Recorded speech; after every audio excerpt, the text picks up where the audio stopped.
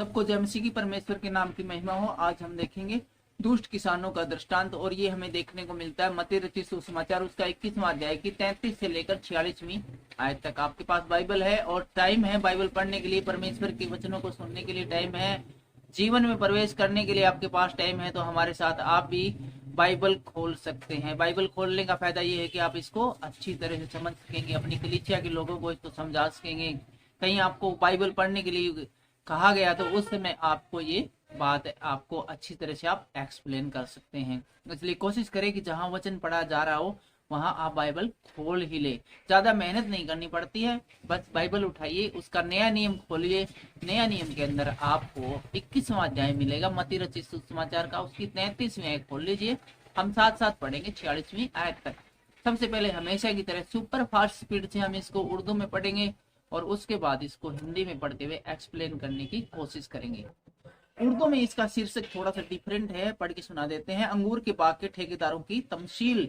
एक और तमसील सुनो। एक घर का मालिक था जिसने ताकिस्तान लगाया और उसकी चारों तरफ अहाता और उसमें हौज खोदा और बुर्ज बनाया और उसे बागबानों को ठेके पर देकर परदेश चला गया। जब फल का मौसम करीब आया तो उसने अपने नौकरों को बागबानों के पास अपना फल लेने को भेजा। बागबानों ने उसके नौकरों को पकड़कर किसी को पीटा, किसी को कत्ल किया और किसी को संगसार किया।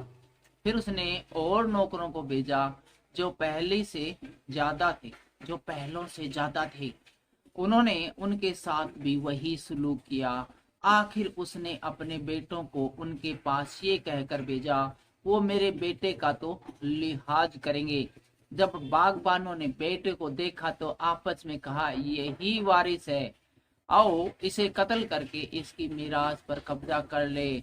और उसे पकड़कर पाकिस्तान से बाहर निकाला और कत्ल कर दिया।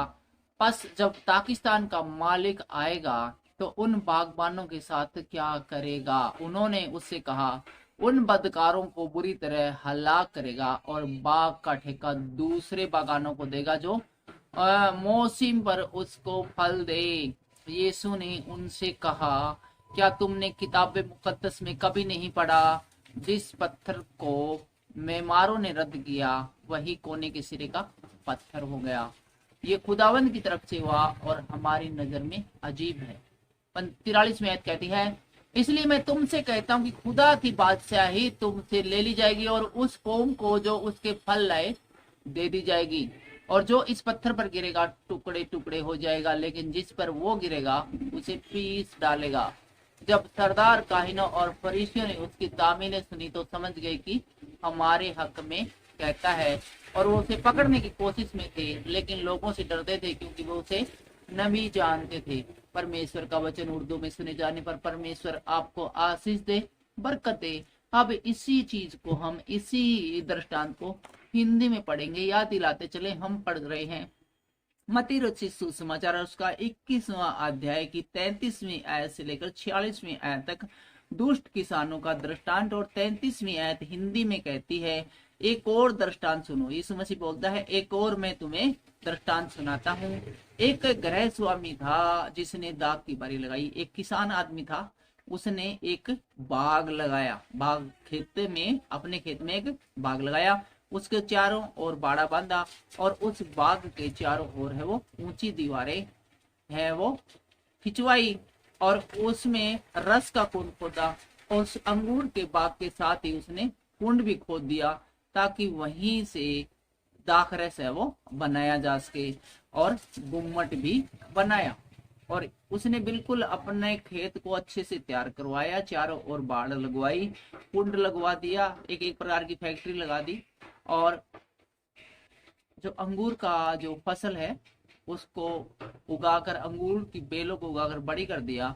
और खुद है वो बाग है, जब अच्छी तरह तैयार हो गया तो उस बाग को वो किसानों को उसका ठेका देकर परदेश चला गया। और उसने कुछ लोगों को उस बाग का ठेका देकर परदेश चला गया और खुद विदेश में चला गया। अमीर आदमी था, सोचा मैं, मेरे पास बड़ी संपत्तियां हैं, मैं कहाँ मजदूरी करता फिरूंगा इसके अंदर, और क्यों इसके चक्कर में पड़ूं।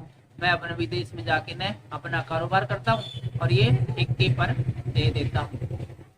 और 34वें आयत में कहते हैं जब फल का समय निकट आया तो उसने अपने दासों को उसका फल लेने के लिए किसानों के पास भेजा।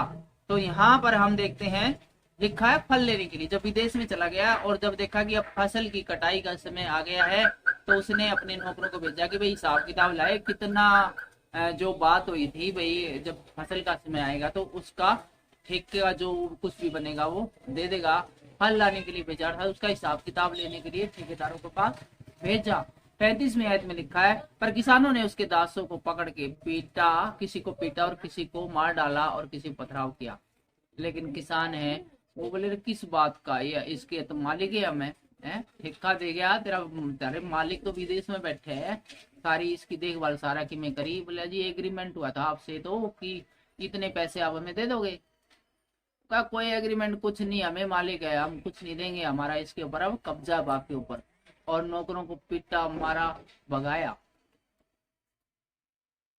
और आगे हम देख रहे हैं फिर उसने पहलों से अधिक और दासों को भेजा और उन्होंने उनसे भी वैसा व्यवहार किया। वह जो बच्चे कुछ नौकर है वे जाके बोले जी हमारे को तो मारा पीटा और बुरा व्यवहार किया। बोले आप कुछ नहीं मिले ठेकेदारी का और हमें इसके मालिक आ। तो उसने मालिक बोला कोई बात नहीं भाई। उसने और कुछ सीनियर है दास है सीनियर कर्मचारी को भेजा उनके पास और उनके साथ भी उसने वैसे ही किया, उनको भी मार के बेटा। बोले अब 15 दिन पहले तो तारे बंदे आए थे उन्हें पीट के मार के भगाया था, उनका समझ में नहीं आई, जलील करके आए, दोबारा फिर भेज दिया मालिक ने, उनका भी मारे पीटे और उनको भेज दिया।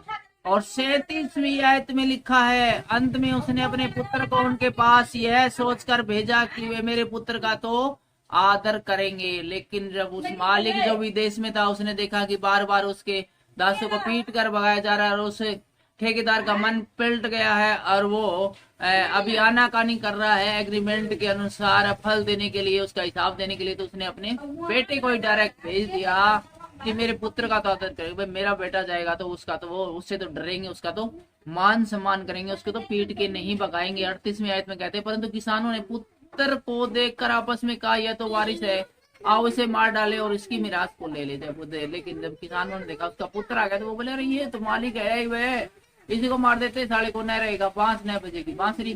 तो उन्होंने उसको ये सोचकर उसको मारने की प्लानिंग बनाई।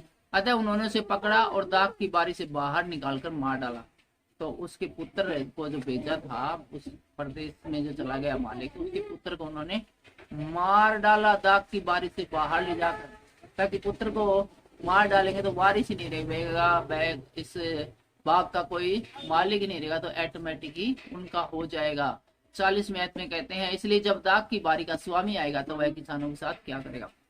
अब उन्होंने उसके पुत्र को तो मार दिया, लेकिन वो जो विदेश में चला गया है तो विदेश में ऐसे तो गए नहीं है, वो अमीर आदमी है, ताकतवर है, पावरफुल है, बिजनेसमैन है, सारी बातों को समझने वाला है।